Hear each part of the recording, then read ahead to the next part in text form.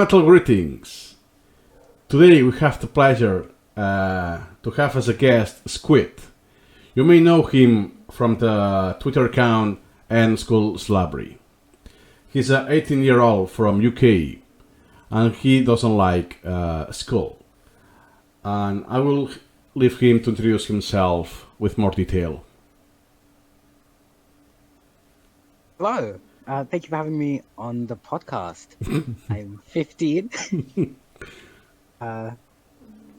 Yeah, I'm in school now. I used to quite like school from when I was a little kid till about, I think, 3 years ago when everything suddenly became a lot worse and I realized the futility of it all. And I took a lot of damage in that year of school. But in the next year, I recovered and was okay again. And it was only this year, again, last year, I mean, 2020, when I found supermemo.guru and was introduced to many of the ideas of the stuff I had vaguely thought about before, but more seriously, and understood that, oh yeah, school is actually probably extremely, very actually properly bad. So I tried very hard to not have to go. And since I'm still under jurisdiction of my mother, it was ultimately her decision. And it did not go well. I spent the large majority of last year mostly trying my very hardest to not have to go to school anymore. And fortunately, it did not pay off. And I'm still in school. And today was actually my first day back. So it's perfect. So all the memories of school are fresh and I'm ready to share them. Oh, nice. So you mean because previously was online, right? To the Yes. Okay. And what was your motivation to start a Twitter account of a school and school slabbery? Originally was Peter Wozniak, the creator of Supermemo and Supermemo.guru. He introduced the idea as a part of the end school slavery fight.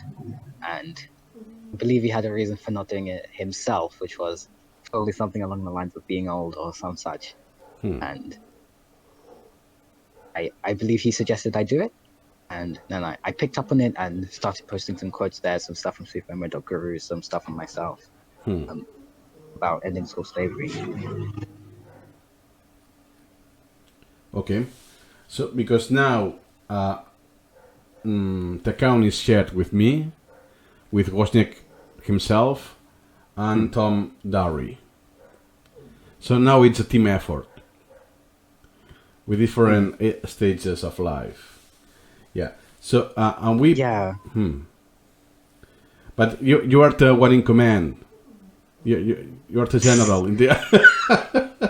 I mean, I'm exceedingly unbelievably grateful that it's not just me, because right now I'm feeling much better. But earlier in the year, particularly when it was mostly online schooling, I found it incredibly tough, and there were a bunch of teachers on my back, and it was much harder for me to do stuff like running the Twitter account. So having you and Woz and Tom Darry, even though you guys aren't in school yourself, and most people like at your ages would have rationalized or forgotten about how bad school is. So it was unbelievably helpful and supportive to have you guys there. So thank you very much for caring about school, even though it's not affecting you.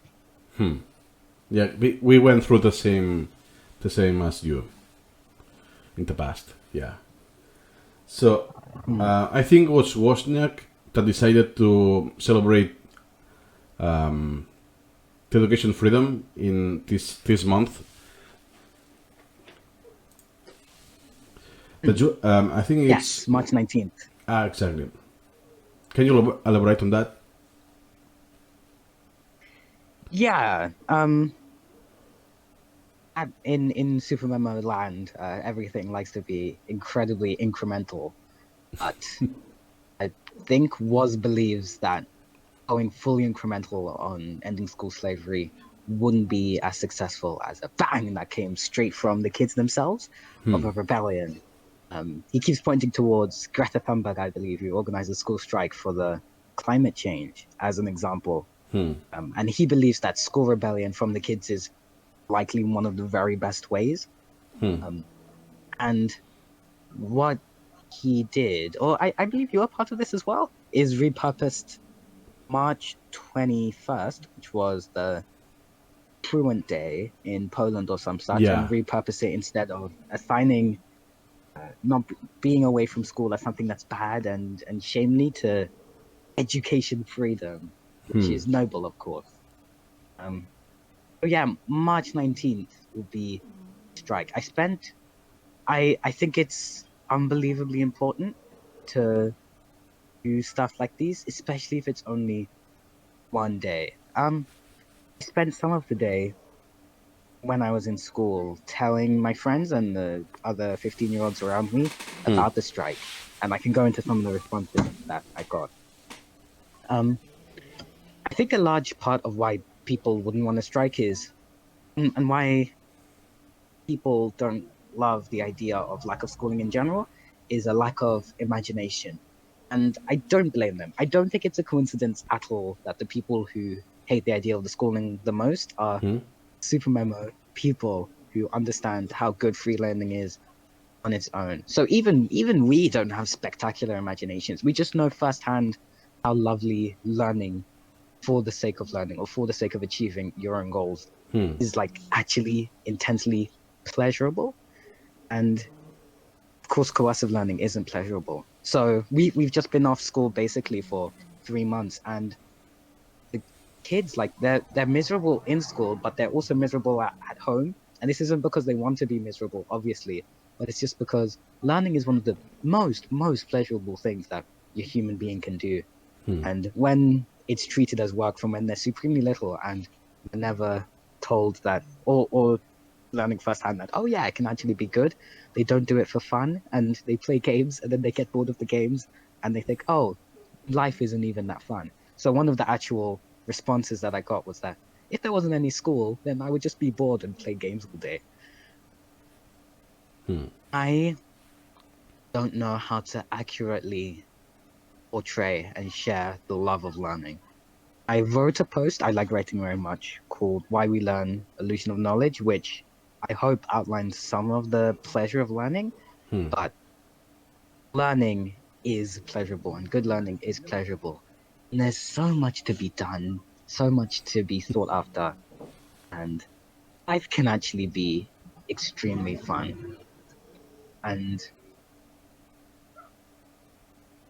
even if you aren't able to imagine what a like beautiful future of kids being free would look like, I think it's not very hard to point to like the thousands of miserable faces on their way to school each day and say something is wrong here. Something is very wrong. And even if you don't know exactly what you're pointing into, I'd encourage people who aren't sure about doing the strike or supporting the strike or supporting ending school slavery to think, instead of us going towards something that could be boring, think we as human beings are marching away from the things that we consider wrong, as we've done for the entirety of history. March 19th, strike to avoid what is wrong. Yeah, because I think the original plot was in Poland, to do it in Poland, and then we want like an international approach that to do this in other countries. So my question is, what are your expectations in your country, in United Kingdom? What do you think will happen? I personally hope that we can at least get a small amount of people missing school intentionally on that day. I am not sure if me not saying that I expect a million people marching through the streets will have a effect that brings that into reality. But I think it's certainly possible to have at least a couple people missing school purposefully. I think at the very least, I was telling this to my school friends earlier. It's not about getting the entire school system changed in one day. I think at the very least, because in my school, I'm at the very last year, and then we're going to go off to college and we're going to leave the school. So for me personally, I only have one opportunity to do this in my school, which is one of the very totalitarian, like terrifying schools you could imagine, which I'll hopefully go into later. But yeah, so I only have like a couple months left to show the kids who are coming new to the school now that I care about you. And when you suffer in school, people know, people are here, and people who know, and people we take seriously that school actually does properly suck, and it's not you. So at the very least, even if only 10, 20 people strike and the message of it spreads around the school, it will be a message of we care and we're taking you seriously. And the fact that you're suffering isn't something wrong with you. It's the system. Exactly. That is one of the key points from a school. That students think it's their fault. Yeah. So you think that the first step is the awareness? Yes. Yeah, I think so. I'm not sure there's anything we. I don't know. There can always be stuff better, but I think it's great to actually take a strike and be like, yeah, this is something that's happening. This is something that's serious. This is something that we're doing stuff about. Okay. And are you planning to share this in social media? I actually use extremely little social media. I think that Twitter account is pretty much it, as well as this Discord account that I'm calling you on. Yeah. I guess I also have WhatsApp. Yes, I can share it among my WhatsApp group. Thank you. I can do that later. And yeah, it's been my status on Discord for I think about a week or so now. March 19th, school strike, all caps. But I will also share it inside of the servers that I'm in as we get closer. Okay. Yeah, because I think that that's the point. Even if you start very local, with social media, you can get more viral, even if it's on your country, and then the next step is to go worldwide, so that everyone sees this. Hey, why are these kids in that particular school are missing, are doing truancy? Is there a reason? It's planting this seed that adults can have this question: why do they do it? Why they are unhappy? Yeah. Yeah, I think so very much. Something I heard which I like is that teachers are constantly telling children to behave more like adults. But if you put adults inside of a room and didn't let them go to the toilet and didn't let them go to the microwave and heat up something whenever they wanted to, you think the adults would sit there and be obedient? No, the adults would form a union and the adults would rebel. Yeah. Because that's what human beings do. Autonomy is one of our core needs. It's very, very much only because children are children and children are new that it can be tricked into thinking that being told exactly what to do 24/7 is normal because they are new, because they have no other experiences. But it's not normal. It's not. And very, very soon, the universe will unite in knowing this. We have to start forward. Yeah, that's one interesting thing you said, that the students doesn't know freedom, so haven't experienced the other side of the coin. They only know the coercion school system. So it's when you are a prisoner in jail, but you never experience the outside world. Exactly. Yeah, as human beings, the only thing we can do is compare experiences to other things. That's how we get our valuations of things. And it's why when you bring up like adult education classes, which is the exact perfect parallel, like, the government has announced that for the rest of time, adults will have 1 hour exercise mandatory class each week, and we'll have 1 hour mindfulness class or something like that. Like, sure, it's good, but adults know what a limit on your freedom is like. So the instinctual feeling, I hope you felt just then, listeners, is I don't want the government telling me what to do. Um, because you deserve a semblance of freedom.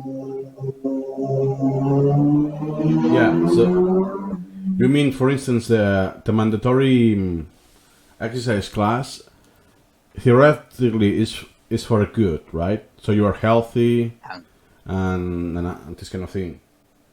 But since it's squares, hmm. doesn't have this effect, or the effect is less because you're doing it against your will. Oh yeah, like are you saying learning in school isn't nearly as effective for your well-being as like exercise? Yeah, for instance, you can do exercise, playing soccer or whatever you enjoy the most. But but if you are coerced to do physical exercise on the school, the result is not the same. The outcome is not the same. Hmm. I don't know if you can share your own experience of when you do exercise at the school and when you do exercise on your own with friends. Yeah. I mean, for me, in PE, I've been extremely lucky for I think both the schools that I'm in, my PE teachers have been like very jolly, kind people. Hmm? Um, so I don't think I've ever had like a time where I've not looked forward to PE, but I certainly 100% know people who like completely detest the idea of all exercise just because like despise being forced to do PE and like purposely forget their kit and like tank detentions just to avoid it. And I think it's extremely likely that these people will end up not doing exercise when they're older, which is horrible because the life quality is horrible when you don't exercise. But when you're forced to do something, you end up not wanting to do it. That's one of the most normal rules for human beings. And then you build up toxic memories. That's why in theater life, most likely you don't exercise. Yeah, yeah. And also, if we think of, say, who plays football, right? That's where he gets a lot of exercise, apart from his running. Um, I mean, even when you ask him about his running, you think, oh my God, he runs like half an hour every day. He must be suffering. But he's like, no, I love absolutely every second of it, he says. Um, it's like we need to remember what we're fighting for. We're not fighting so that we can tell other people what to do. The reason why we do anything is for happiness, for joy. Um, in a way that like I ask listeners to steelman what I mean by that, as in like the intrinsically valuable state of human beings. And sure, getting kids to like forcing kids to exercise gets them the exercise points, but it detracts from the misery points, and that's not what we're fighting for. We're not fighting to put misery into kids. So I ask you to find the third alternative because there is a way. There's always a way to have kids do exercise and be happy, and the easiest way for that is freedom. But we can't look at the options we have now where kids are miserable, and just because that's the default, think, oh yeah, we can leave it that way. Human beings have a big bias to lean towards the default, likely because it doesn't expend any energy to keep things the way they are, as opposed to the massive energy it takes to change things. But it's necessary. It's necessary as a species because our people from 150 years ago who created the school system, we have 150 years more knowledge than they do. And back to one thought, something you said that you did online classes because of the Yes. lockdown. Do you think the online classes has been like a wake up call for parents that they saw their kids at home suffering, getting bored, and so on?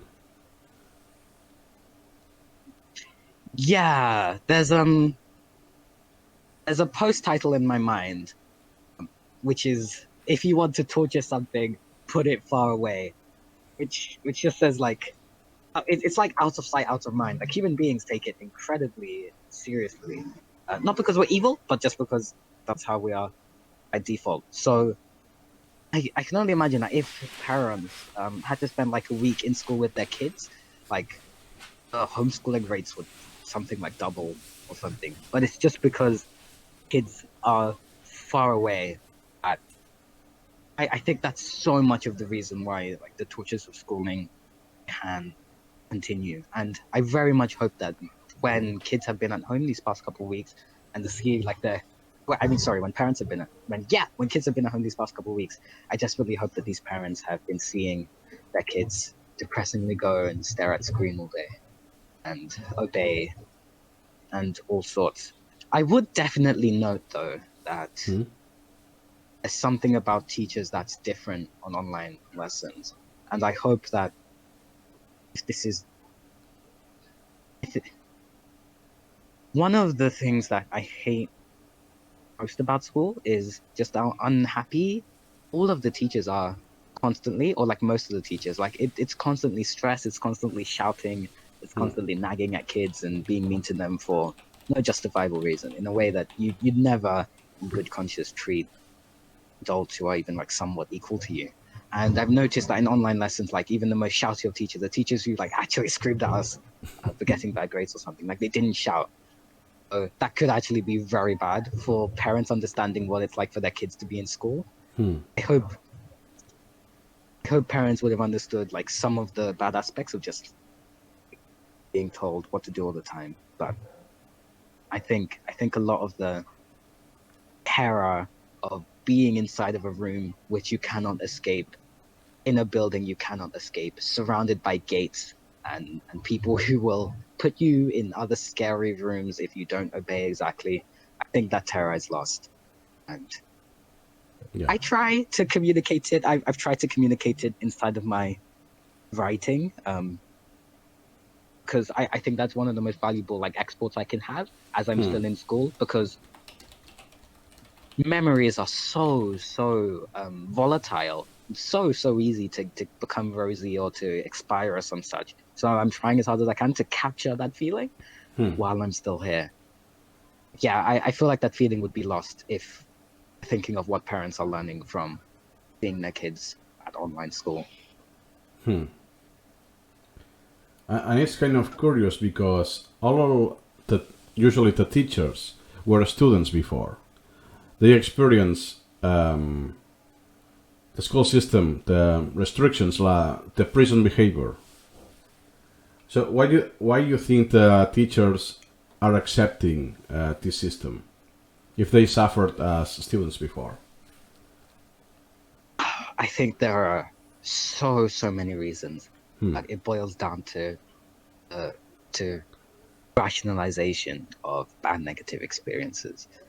I believe there's a psychology experiment where there's a person who's being electrically shocked, and then there's the participants of the experiment who are watching this person being electrically shocked. And at the beginning of the experiment, um, people who are watching the person being shocked are like they feel bad towards her, but like as the experiment goes on and the participants are unable to intervene for longer and longer and longer, they start to think badly about the person, like this person is a bad person or something along those lines. And the point of this experiment is to show the just world theory, which is a theory that everything in the world is fair and things are balanced. So if you if you tell a kid exactly what to do for 12 years and that kid is miserable and that kid grows up, the just world theory kicks in and brain starts making reasons for why it's okay. Because it's extraordinarily painful to think that bad things can happen for no reason and extraordinarily hard to grasp. And I think if there was one pure generation of kids who had to go to school and no more kids who ever had to go to school ever, and we had to give them a choice between rationalize your experiences or look at them straight in the eye, then perhaps rationalizing is the best option. But new kids are being born every single day, and new kids are being put into school every single day. And there are kids now, as we speak, who are miserable. And if we rationalize, like many of the teachers and parents do, then these kids will keep being miserable for decades. But yeah, that's the main reason why. Um, One of the things I noticed today is that the teachers, they really do think that they're doing important work. They really believe that. I I wouldn't be surprised if there are like extremely few public school teachers from homeschooled kids, because I think homeschooled kids understand the value of learning, and public school kids, like normal school kids, don't. So the teachers, I don't think they can understand. Well, I don't think they do. Of course they can, but I don't think they do now understand that good learning on its own can happen and is supposed to be inherently pleasurable. I think Woz sums this up in the post, "The grind is the glory." So I think teachers think that the grind is supposed to be painful. So they believe that they are doing hard work. Like there are no villains in this story, unfortunately, because that would make things easy. Yes, you say that it's not that they are evil; it's due to their ignorance. Yeah, yeah. I did actually make some notes on this.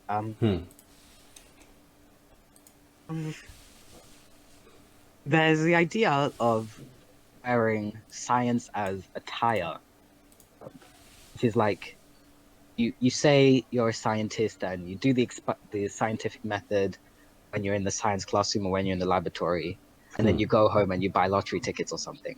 Like you're there rigorous and looking after truth, and you're in the place where it's socially acceptable to do so. You don't really understand the rules deep enough to follow them all the time. And that's very much what it's like in school. We have science lessons, we have the scientific experiment, but they don't take it seriously. So if they say that, if it seems right that giving kids 3 hours of homework a week or a night, like they think, oh yeah, that's probably good. And they think, oh yeah, it's probably good. Do they actually scientifically back that up? Do they actually like scientifically back up the lifetimes that they're snatching? No. And that's what leads to all of the misery. Truth like unites us, and currently the truth about learning from Dr. Wozniak's findings is that good learning is pleasurable, and that's what you can anecdotally back up. That's what I can anecdotally back up. And it's just a matter of like not taking the science as attire, not taking experimental data as attire, and then going home and buying lottery tickets, or going home and giving kids 3 hours of homework a week because the government allows you to do such a thing. But taking science seriously and taking truth seriously, even if it's not immediately intuitive or immediately likable. So that's actually one very strong point, that you want to reach the truth. It's not just you are rebellion for the sake of rebellion to government. It's that you seek the truth. And the truth is very different of the actual system. Yes, yeah. And obvious, like in retrospect, it's exceedingly obvious that a system that's 150 years old, there's gonna be some stuff wrong with it. Yeah, it's pretty it's pretty obvious for us, but for a well-schooled people, it's not. They really don't. Even if you give all the answers and all the information on their face, they won't see it. They won't understand it.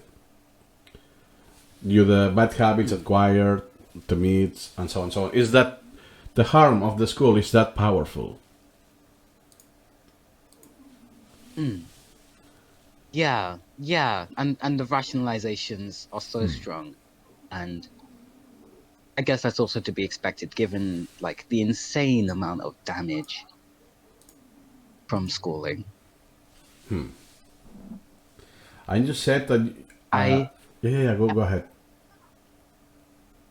No, please. Okay, so one of the things you said is that you were writing down your ideas and your thoughts because they are volatile and you will forget most of them eventually. I know that you shared some of your writings online. Yes. Yeah. Can you explain a little your experience? What feedback did you get with your writings? Yeah. The first couple posts I did about schooling, I didn't get tremendous. Like, no, I don't think I posted them anywhere else except my tiny little blog.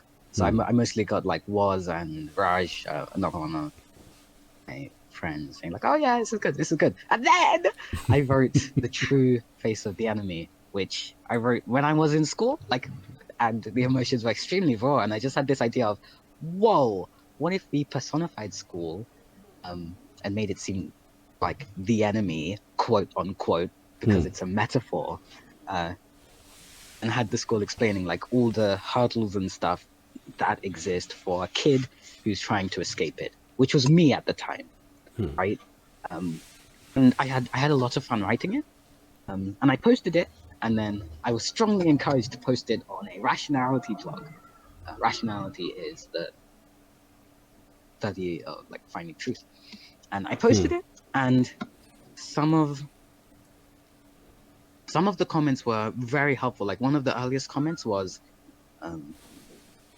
the post ends in a sort of optimistic light, and one of the earliest comments was, it's not very helpful to end posts that show like a dictatorship in a sense of we will inevitably prevail, because that can be almost as stunting as saying that we will always be defeated. Because like imagine if I said to the listeners now, I can say with 100% certainty that schooling will be deleted within 3 years or something. Then it's like, oh, okay, I don't need to do anything. That's okay. And like, I completely understand that comment. And some of the comments were extremely helpful. Also, actually, I should say the rebuttal to that was said, which made a lot of sense, which was that like a lot of kids are just like absolutely, completely beaten in and don't even understand that schooling is actually properly bad. So saying that like we will prevail is very useful for the kids who think that, who don't understand that other people agree that this is bad and this will change. So there's a different message needed for people who are willing to do the work and people who need to be convinced that, oh yeah, this is something that's bad. But that's by the by. A lot of the other comments very much missed the point. A lot of the other comments didn't quite understand. I think the biggest gap is understanding joy and value of free learning. And that's mostly it. And it's really like a catch-22, because it takes a lot to love learning again after your love for learning has been crushed in by schooling. So then you're in schooling, and then you don't want to learn for like free learning, and you think, oh, people can't really learn on their own. But you've just been in school being forced to learn for 12 years. So I think the rise of the unschooling community is going to be super unbelievably valuable in convincing people that these people who didn't go to school are regular human beings, almost exactly as you, except one difference. They still love learning, and the first 15 years of their life weren't absolutely miserable. Yeah. Absolutely agree on that. And the difference is that you're very young. You can you're still in the school system. You have a greater impact on that. So going back to the March 19th, Education Freedom. Yeah. Do you think will be worth to share all the experience, everything we can do? Because it's like we are the first engine to start rotating the wheel, spinning the wheel. Oh, do I think it would be worth it? Yeah, because you said before that you only had one Twitter account, so you are not in that in social media. So you think it will be worth to be active in social media to share all of this experience and knowledge?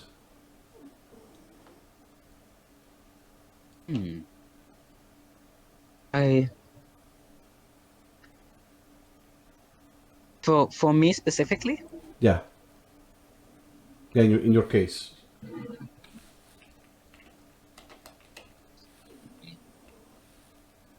I suppose it's an amount of personal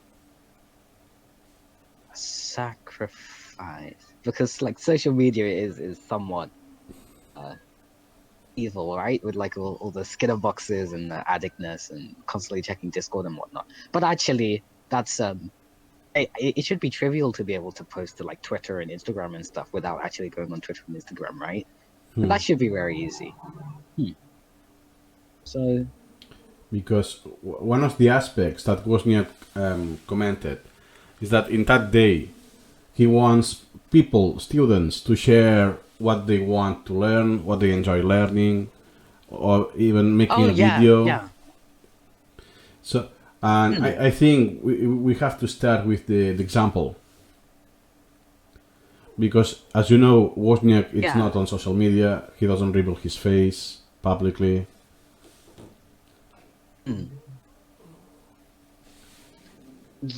Yeah. Yeah. I think it will be worth it. Things on social media, they last forever. Even if not much comes of this particular strike, the education freedom hashtag will always be searchable and will always contain like an archive of all the things that were shared next Friday. And all these things, like, they provide social proof in saying, like, yeah, we take you seriously. Yeah, other people are doing the same thing you're doing. Be it in a year or 2 years or however long it takes. I think it's worth it sharing these things. And you've inspired me more so to share more of stuff I'm doing on social media. As I won't be young forever, and I won't be an example of like the joy of free learning forever. Yeah, exactly. For Thank instance, you. yeah. For instance, I'm sharing also my case, my own experience at the school. But now I'm an adult. It doesn't have that impact because people don't see me in school because that was Yeah. long years ago. So your case, you're the general in the army. So your case is more how it's called. I don't know which expression to use. It's easier to identify with you. You're still in the school. You're young. Relatable. People can relate. Yeah. Yeah. So what you're doing with Yeah. I yeah, hope so.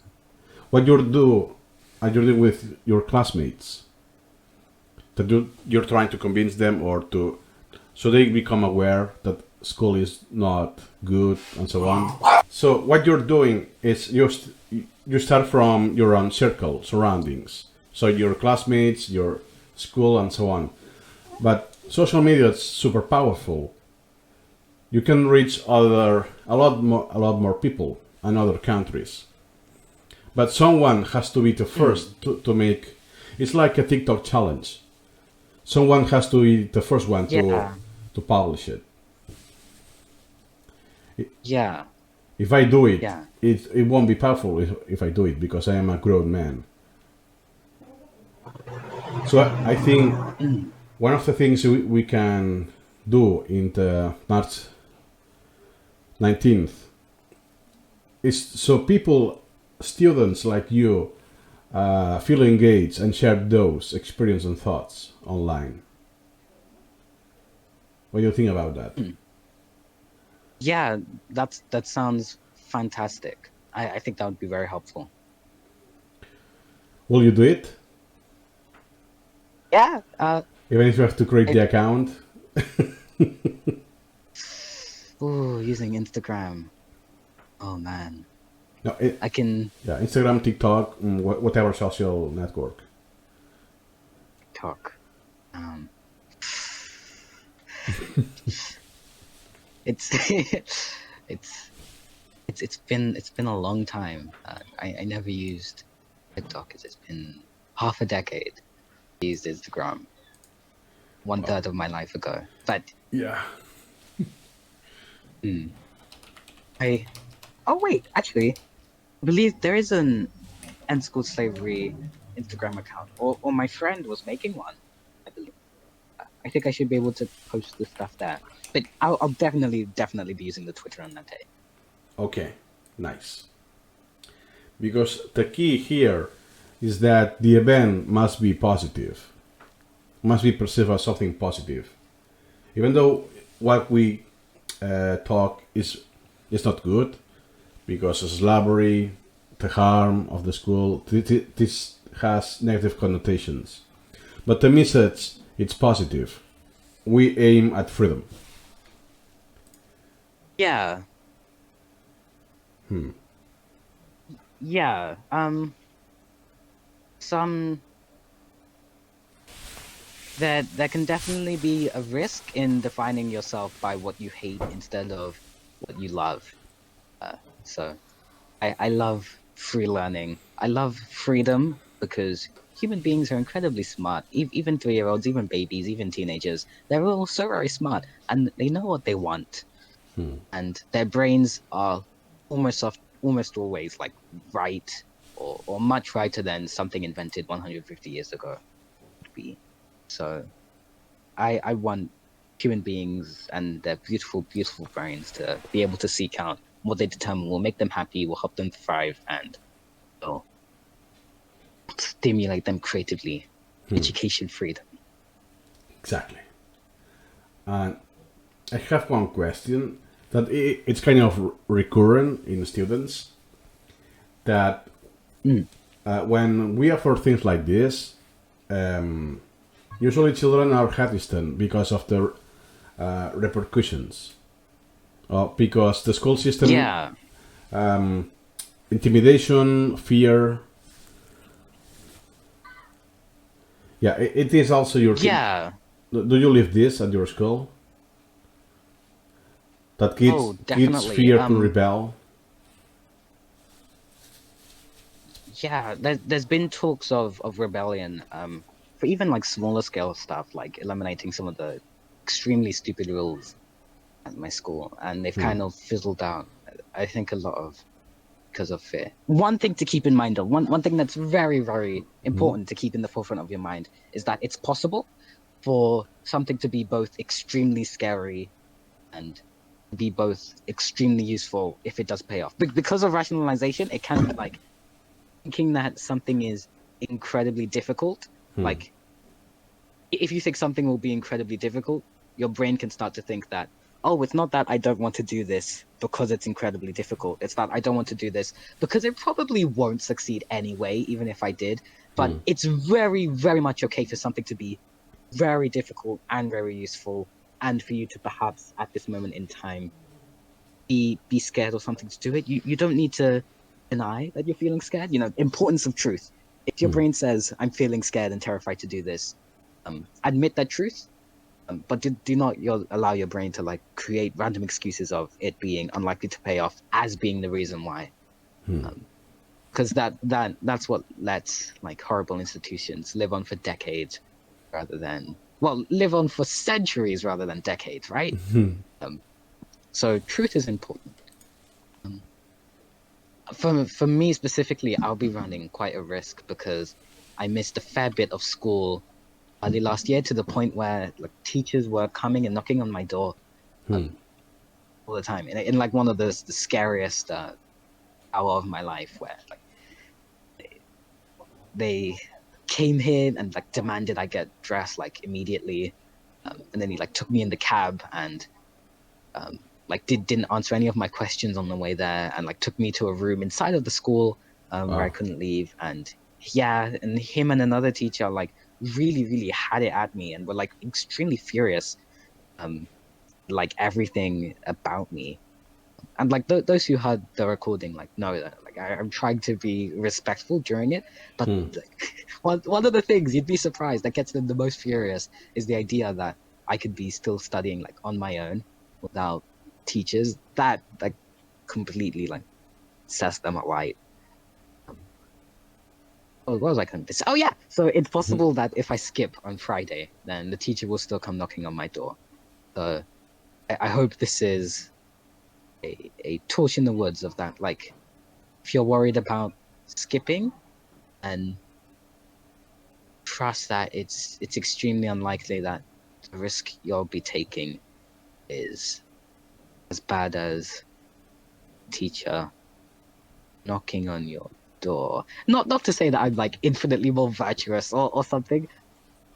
I realize it sounds odd, but I suppose if there's low risk to doing something that has a potential to be highly helpful, but or really low level, but helpful nonetheless, and I believe you should take that low risk. I would encourage that. Yeah. So the risk is doesn't outweigh the outcome. I think so. Yeah, I think it does in that way. The outcome, Okay. the potential outcome. Yeah, the potential outcome. Yeah, because we are positive. We are, how it's called, optimism. We are optimistic. Yes, optimistic. Yeah, I was looking for this word. Okay. Okay. Mm. Do you want to add something else that I haven't asked or we haven't covered? Oh, sure. I I have like a bunch of notes from all of the day. I've just been scribbling about all the stuff that's super bad about school. Yeah. I think I went over some of it like really high level. I think it can also be useful sometimes to like look at the extreme details of these things. But I think one of the things that I didn't miss out is the aspect of mortality and the role that mortality plays in all of this. Um, it's very likely that all of us will die from the age of what 70 to 100 or something, right? So we have a very short amount of time on the planet. It may seem like calling it slavery is wrong because actual slaves, whose toil was far worse. Like we all know it was far worse. Back in the 1800s or some such, like they would never get out. They would be slaves forever. So it can seem silly to compare that to people who are slaves from the age of 0 to 18. But the reason why it's still very bad is because you don't get that time back ever.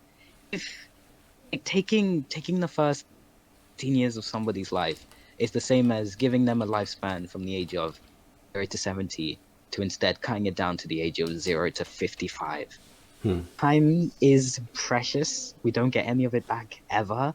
And that's why, like, there's the famous quote: wasting a minute of a man's life is different to murder, only in a matter of degree. Right? It stunned me earlier today when I thought of the mass of detentions, like the global amount of detention, or even just in my school, which has about 1,500 people, right? Like over the course of the past 10 years or so, there might have been 1,000-hour detentions or something like that. Like, well, I don't know, but altogether, probably adds up to at least 20 years of combined detention times. Or maybe even, I wouldn't be surprised if it added up to a lifetime of spent sitting in detention. And that's not what we're fighting for. Human lives are short, and we're not fighting for humans to sit at walls to be punished. It's truly disbalanced how easy it is for a teacher to go from you have disobeyed something which I think is important for you to do, from I'm going to commit a tiny little mini murder on you and snatch away an hour of your extremely short time on the planet Earth. Because death is real and death will come, and there is no time. There's no time to waste.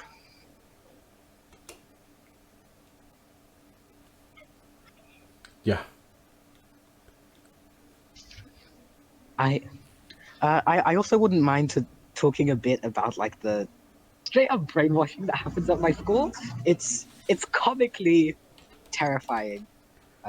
If so, like today, for example, we got a sheet. They were the first 2 hours of the day were dedicated to brainwashing. It was official brainwashing time, and they were here talking about all the insane new rules that they were making. And then I was like scribbling down like, oh yeah, this will be great stuff to talk in the podcast. Then they just gave us a sheet of all of the information, and I was like, yes, perfect. So my school loves acronyms, right? They have a bunch of acronyms Probably one of the earliest ones, which I think was in late 2018 or so, that they added was called Slant, which is way of getting kids to listen, which is S stands for like sit, stand up straight, L stands for listen, A stands for ask slash answer questions, N never interrupt, T track the speaker.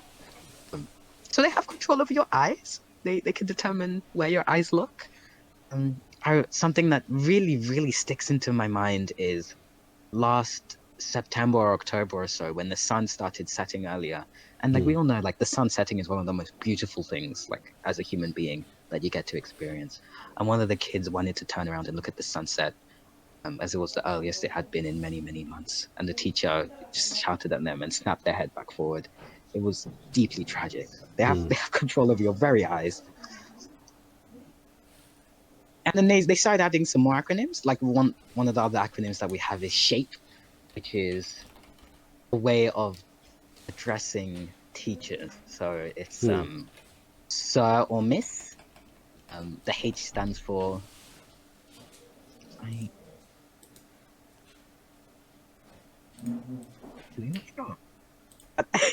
I mean, the joke I like to make about it is that even if you don't remember what all of the acronyms stand for, they all amount to the same thing. You can cover all of the acronyms in one small word, which is obey.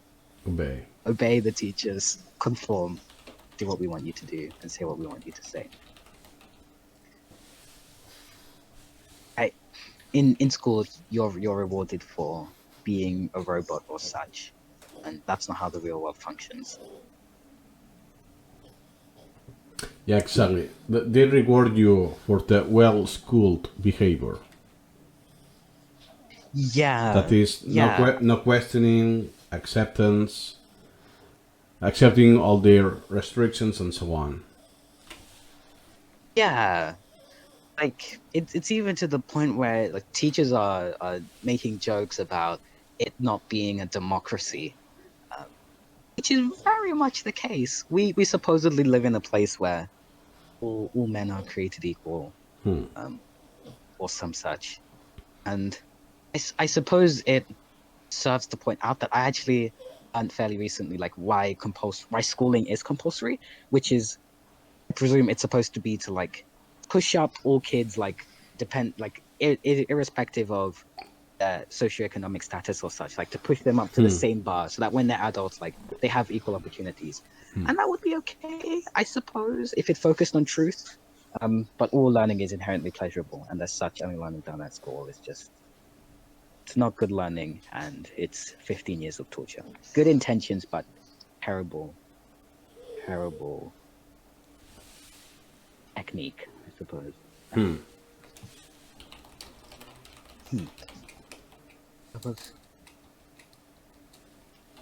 There was one other thing I wanted to say. Oh yes. Yeah. It's 2021, right? It's March 2021 now. Yeah. We're about a year and a half into epic pandemic of 21st century, right? And I want to tell you about the very biggest flaw in conformity that's ever happened, right? And the flaws of obeying. So even if, say we lived in another world where human beings didn't thrive under autonomy, and in which autonomy wasn't one of the core psychological needs, look at self-determination theory, right? And imagine if authority figures were exactly right, everything would be okay. We don't live in that world. Sometimes authority figures get stuff wrong. And when we were coming back to school in September, for some crazy reason, the official government guidelines were to not wear face masks in classrooms. So I was there in September, like, oh no, we're all going to get COVID. I was like, whatever. I'm like, okay, I can wear my face mask in school. And the teacher's like, take it off. And I'm like, what? And then the teacher's like, eventually I'm told that the teachers are told from the teachers up above, like the head teachers, to tell the kids to take it off. And the head teachers are told from the government. And obviously that's not true, because we now wear face masks in class because for some reason the government changed their mind or something. And like what I was told back then is that wearing face masks in class harms learning. because like you can't see the kids' faces or something. But everything is fine now. Like you didn't even think about it. Now face masks are basically compulsory in schools, and nothing changed at all. But, so they were wrong then. But this worship of authority, it makes the horrible, horrific, like mistake of assuming that authority is always right. But it's not. And if you worship authority and do any thinking for yourself, then you end up in a school in which masks are banned for 1,500 vulnerable students inside of extremely small spaces. And it was horrific for those months. Yeah, because that's kind of surprising because one thing is that it's not mandatory to wear a mask, and the other that it's for forbidden. Yeah. Are you harming Yeah. somebody for wearing a mask? No, it's I seriously think that it all boils down to conformity. I think one of the fears that they had was that like kids would like talk and whisper underneath the masks, and does talking and whispering deserve potential lives lost? Because there were what thousands, I think millions more deaths like in the months after, in the winter months. And I wouldn't be surprised if the official government regulation to not wear masks in clam spaces contributed to that. But if only, like teachers are very much oppressed too. If only the teachers weren't so oppressed. If only authority was not worshipped at any level. I encourage everybody to do their own thinking. Reason from first principles. What authority tells you isn't always right and can kill people, as we've learned. Yeah, and I think UK was one of the countries with more deaths. The death rate was Far more, yeah. top 10, top 5, more or less. Yeah.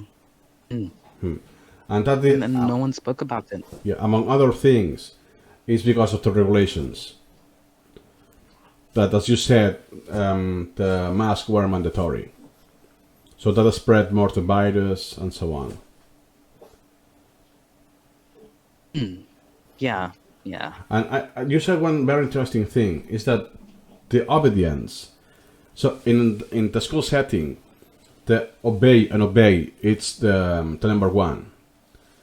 But what do you think happened with the adults? Because the government want people to obey, the citizens to obey.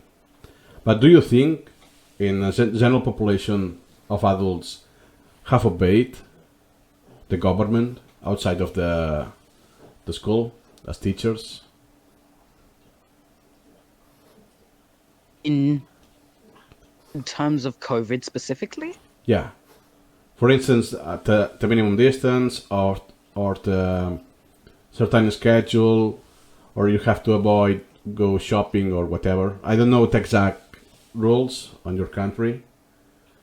But the point is, do the adults obey those norms?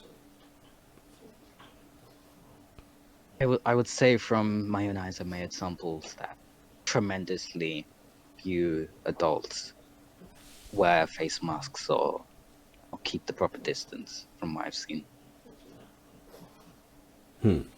Because my point is that teachers keep saying that you don't have to wear a mask because they are told from the superiors to do that. So they are coerced. It's just the people in command. They are just tools. So they are, how it's called in English, lower levels of hierarchy of the school system. Yeah. So it's not their opinion or their own. They are not willing to do that. It's because they have to follow the rules. Yeah. So my point is, then why do you think as an adult, even as an adult at the school, you don't have freedom as a teacher? Or let me phrase it differently. Do you think that not as a student but as a teacher, it's also toxic? The school environment is toxic as well for adults. I think 100% so. I know somebody who is a teacher, and they frequent the Supermember community often, and they said they were in a new teacher training program or something, and the person who was training them introduced it as, "We are oppressors, and we know it. The goal is to be the least bad oppressors that we can be." I'm amazed at whoever that was honesty. But I think that very much is the case. I think so many teachers are like very innocent people, um, who really want to help kids and believe that's what they're doing. But there's a massive information gap between the kids who are like screaming out in like metaphorically screaming in deep suffering, um, the teachers who have been told and have been told from experience that kids are to be ignored because they were ignored as children. Like when kids say they're suffering, when kids scream out in pain, you don't actually take it seriously. That's just what meant to happen. It's just part of the story. So I think that hopefully as we see more and more like successful people like say Naval Ravikant or Tim Ferriss or something who like they're all incredibly successful people who say that like your work should feel like play. No coercion should be involved, or extremely little. That doesn't mean that you don't set rules for yourself. That doesn't mean that WAS doesn't run every day. That doesn't mean that Naval Ravikant doesn't exercise every day or work a certain amount every day. But it's just that it should be fun. So we should move towards a world with less coercion. Yeah, while that message is still lost each generation as kids grow up and then begin to rationalize their experience, then it will just lead to more suffering with new fresh human beings, and it goes round and round and round. I do have a theory about why the adults, in general, don't wear face masks and don't obey the rules. Was says something about how like different channels of communication will get higher or lower weightings based on like the quality of the things that they say. So imagine like if you knew that 100 or like imagine in general I said like super duper like wise reasonable things, right? Then you'd assume, oh yeah, the stuff that Squid says, oh yeah, this is probably all good, I should probably listen to it, right? But imagine if I said a million things and only three of them were true, then you'd be more suspicious and tend more to like not take me very seriously. I think when authority abuse their position, which is the default, because yeah, I think that's the default. That doesn't mean we can't change away from it, but like the default thing is when you have power, it gets abused. Then the subjects learn to not take the signals from the authority very seriously and disobey when they can. I definitely have examples of like authority in my school using authority for like no reason and really, really abusing it and just making all of us think that they are stupid. Like say like I think maybe a year and a half ago, coats were banned indoors, and we're moving indoors and outdoors all day, and we're wearing heavy backpacks and stuff. So like every 5 seconds you're there, like taking off your backpack, holding it in your hand or giving it to your friend, taking off your coat, holding it in your arm, putting back on your backpack. And it seems like it's nothing, but like multiply that by a million or something now because of all the 1,500 kids going in and outdoors like 5 times a day or something at least. And it's just like unbelievable hassle and pain. And this rule was invented why? Because adults aren't supposed to wear their coats indoors, or the teachers still wear their coats. It's not very hard to keep in mind that you shouldn't wear coats indoors. Does that require 5 years of training and of just general nuisance? No. So yeah, channels can very easily be corrupted by stupid and pointless rules, which leads to a lot of reactance and disobedience, even when the rules are useful. Use authority carefully.